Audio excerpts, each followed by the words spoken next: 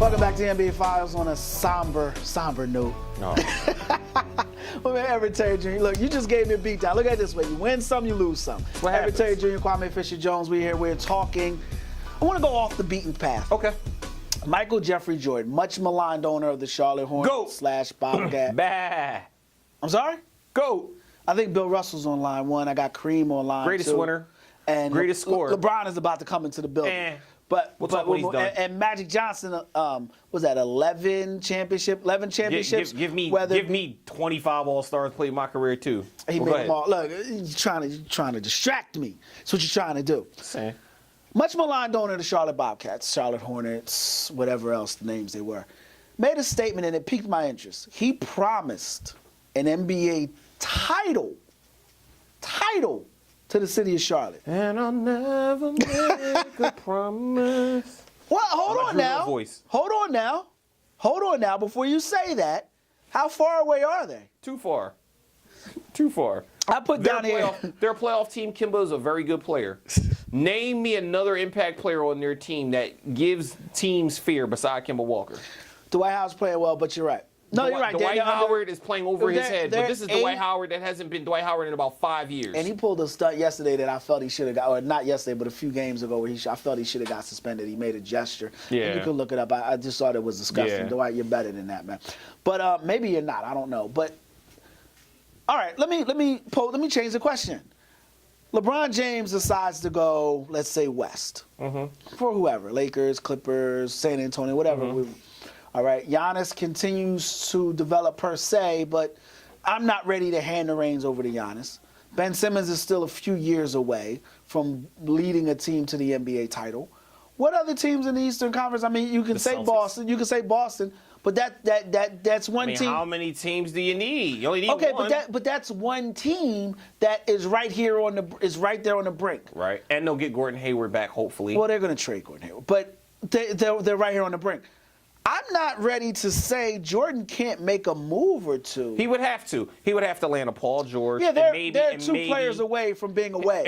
I'll put it this way. If they somehow were able to finagle Boogie Cousins and Paul George, now we can talk about the Charlotte Bobcats. That's not that far-fetched because he got Dwight Howard. They got young assets with Batum, Monk, Jeremy Lamb. They got guys they can trade. Paul George is a free agent. He gets to go to another small market like Charlotte. Paul George isn't going there, but he isn't. But I'm saying you give him Boogie Cousins, Kimba Walker, and Paul George. That sounds like a very formidable team. It's a very formidable team in the East. It clearly, talent-wise, would be the most talented team in the East based on what you see right now.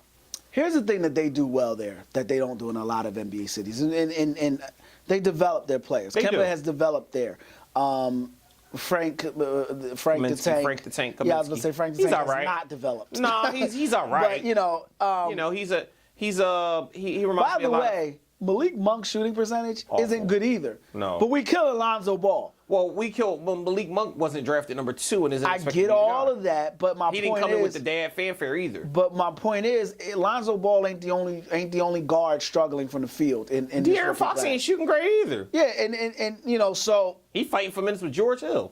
And we're going to have another bonus segment.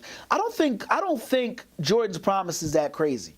Okay. And was it before he passes away, like before death takes him? I mean, if you give him 50 years, yeah, maybe. The man learns from his failures. He learned from drafting Adam Morrison. Yeah, and then he drafted Frank Kaminsky. Where did he learn? A good college player who can't translate at the NBA level. Well, Morrison wasn't even a good college player. But look, I don't think it's that far-fetched. And you project on a player, you grab a guy like, if you can get a guy, not saying they should draft this guy, but you get a guy like Harrison Barnes that a lot of people may not see translate or performing that well. You grab that guy and you coach him up and you develop him. You put him on the floor with a Kemba Walker and you add Harrison another Barnes piece. is a guy that could make sense because that's Dennis Smith Jr.'s teams anyway. Yeah, but they're not going to trade him. But I'm saying a guy that's coming in free that's what I'm saying. agency, A guy like a Harrison Barnes fits. I mean, they probably need at least 1 to 2 more perimeter wing players, and they need a big. They need a dominant big because Cody Zeller ain't it. Frank. Cody Zeller ain't it. Frank Kaminsky ain't it. I mean, they need a guy that's going to get down there and is going to just be a force you got to reckon with. And like I said, Boogie fits. He makes sense. Even Anthony Davis, as injured as he is, if you get him there for the cheap and doesn't cost you a kidney, You make that happen. I don't know what this salary cap situation looks like in front of me. I don't have it in front of me, but I like the Boogie. I like the DeMarcus Cousins. He's gonna have to get. It's gonna have to be a Reggie White type move. Right. It's gonna have to be a guy going there who you don't see making that move, and that will allow them to take that next step. Now, Reggie White often said he went to Green Bay, and let me just explain that. Reggie White was a big-ticket free agent in Philadelphia. A lot of people thought if he wasn't going to re-sign with Philly, he would go to a big city market. Well, we don't know that. Because there's different. I understand he should have re-signed him and you're right. Yes, but he was the greatest player in the history of their franchise. We don't know if Reggie wanted to come back. That's my point.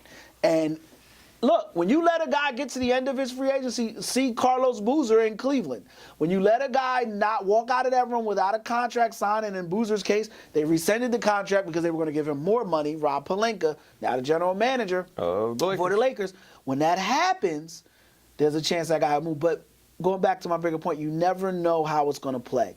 And if you can find a guy, make that move in free agency, you never know. You grab a guy in there and you're good to go. And like I said, Reggie White said he went to Green Bay. Big ticket free agent, decides Green Bay because of Brett Favre. Maybe Kemba can talk a guy in there. Now, moving along, David Fisdale. That was awful. Was it really? It's awful. Listen, he was a high-energy guy that took a franchise that was middling. He gave them an identity. He made them relevant. He got older veterans to play, you know, and you can tell it's awful because look around the league at the response that you've heard from other players, even from guys that played with him. You know, they're just like, are you kidding me? And it seems like the only person who had an issue with him was Marc Gasol. And I get it. Marc Gasol is the face of your franchise, but Marc Gasol is on the back end of his career at this point. Was it awful He's not a guy when I'm going to jump out of the window. was fired?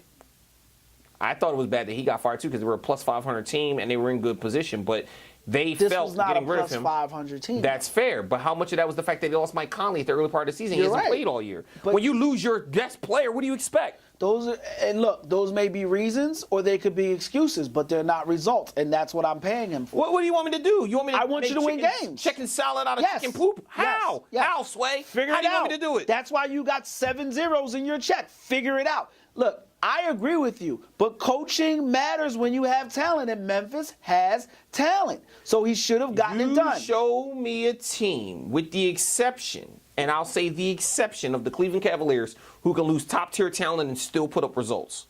Name me one. I don't get. Look, it's a great question. But if I'm the Memphis Grizzlies owner, if I'm Chris Wallace, general manager, I don't give a damn about what the other team's doing. I'm paying you to do a job, and you're not doing it. And what I'm saying is I can't make lemonade without lemons. There have been other years in the NBA where coaches have done more with less. I'm not interested in your excuses. If I come to you and say, yo, look, can't pay this week, yo, like this happened, I got a freeze on my account, my money ain't right the way my checking account is set up. You ain't trying to hear that. You want your money. Fair. I'm paying you. I want those results. I mean, I get it if we're talking they're 40, 45 games into the year and they've been losing 20, 25 straight. They were like 20 games into the season. Take a whole day. It doesn't take all day to recognize sunshine. If I see where it's going. I say wait till you see when Mike Conley comes back if they can still win. If they can't win, then make the change. But you literally kicked a man while he was already down. Get up. How? He's got to figure it out. Mike Conley's injured. You're right. You can give me 1,000 reasons why they should have lost, but I can give you one why you should have won because that's what I'm paying your ass to do. Okay. Now, taking that one step further, I won't say it's a travesty that he got fired, and I won't say who should get moved. I mean, I can't tell you who will, but I'll tell you who I know should get moved. And I know I butchered that up, but I'm getting upset here. Billy Donovan. Yeah, How much longer? Yeah. How much longer are we going to play this game with Billy Donovan? Yeah.